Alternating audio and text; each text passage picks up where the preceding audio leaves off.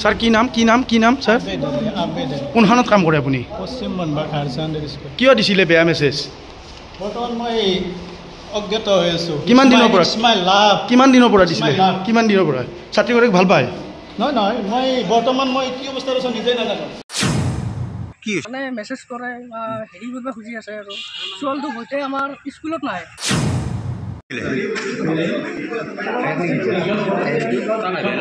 আজি কি হৈছে কিয় লুকাইছে আপুনি হেল্ল' কিয় লুকাইছে ইফালে চাব নমান ইফালে চাব অলপ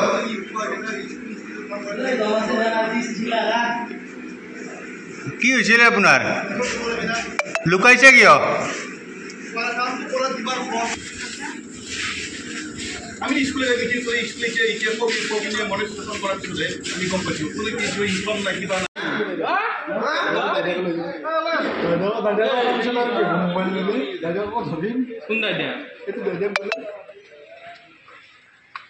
নেকি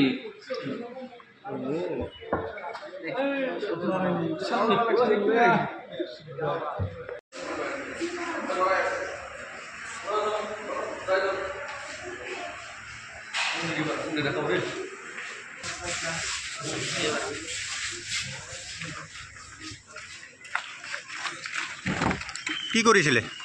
কি হৈছিলে আপোনাৰ